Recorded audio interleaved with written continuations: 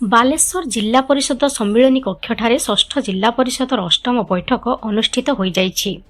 ଏହି ସଭାରେ ବାଲେଶ୍ୱର ସାଂସଦ ପ୍ରତାପ ଚନ୍ଦ୍ର ଷଡ଼ଙ୍ଗୀ, ବାଲେଶ୍ୱର ଜିଲ୍ଲାର ସମସ୍ତ ବିଧାୟକ ବୃନ୍ଦ, ଜିଲ୍ଲା ପରିଷଦ ଅଧ୍ୟକ୍ଷ ଓ ଉପାଧ୍ୟକ୍ଷ ଉପସ୍ଥିତ ଥିଲେ। ସଭାଟିକୁ ଜିଲ୍ଲା ପରିଷଦ ଅଧ୍ୟକ୍ଷ ନାରାୟଣ ପ୍ରଧାନ ଅଧ୍ୟକ୍ଷତା କରିଥିଲେ। ସଭାର ଆରମ୍ଭରେ ପୂର୍ବ ସଭାର କାର୍ଯ୍ୟବୃତ୍ତାନ୍ତ ଓ ସେ ସମ୍ପର୍କିତ କାର୍ଯ୍ୟାନୁଷ୍ଠାନର ପ୍ରଗତି ସମୀକ୍ଷା କରାଯାଇଥିଲା। ଏହି ସଭାରେ ଜିଲ୍ଲାପାଳ, ମୁଖ୍ୟ ଉନ୍ନୟନ ଅଧିକାରୀଙ୍କ ସହିତ ଅନ୍ୟ ଅଧିକାରୀମାନେ ଉପସ୍ଥିତ ଥିଲେ।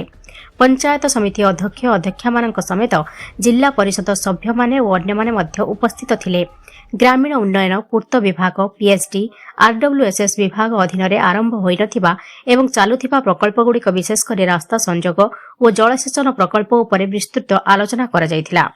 ଏହା ସହିତ ସ୍ୱାସ୍ଥ୍ୟ ସମ୍ବନ୍ଧୀୟ ଯୋଜନା, ଧାନ କ୍ରୟ, ଯୋଗାଣ, ସିଭିଲ୍ ସପ୍ଲାଇଜ୍, ପେନ୍ସନ୍ ଯୋଜନା ସମେତ ଅନ୍ୟାନ୍ୟ ଜନହିତକାରୀ କାର୍ଯ୍ୟକ୍ରମ ଉପରେ ମଧ୍ୟ ସମୀକ୍ଷା ଓ ଆଲୋଚନା ହୋଇଥିଲା।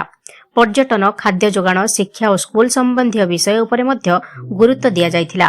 ସମସ୍ତ ପ୍ରକଳ୍ପ ଓ ଯୋଜନାକୁ ନିର୍ଦ୍ଧାରିତ ସମୟସୀମାରେ ଗୁଣମାନ ସହିତ ସମାପ୍ତ କରିବା ଏବଂ ସାଧାରଣ ଲୋକଙ୍କୁ ଲାଭ ପହଞ୍ଚାଇବା ଉପରେ ସଭାରେ ବିଶେଷ ଗୁରୁତ୍ୱ ଦିଆଯାଇଥିଲା।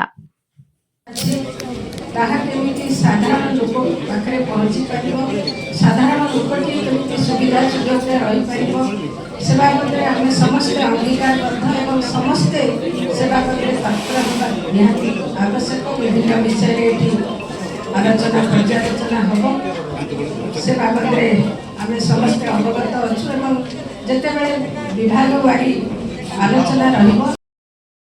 ବାଲେଶ୍ୱରରୁ ବିରଞ୍ଚି କୁମାର ପ୍ରଧାନଙ୍କ ରିପୋର୍ଟ, ସଂକଳ୍ପ ଟିଭି, ଓଡ଼ିଶା।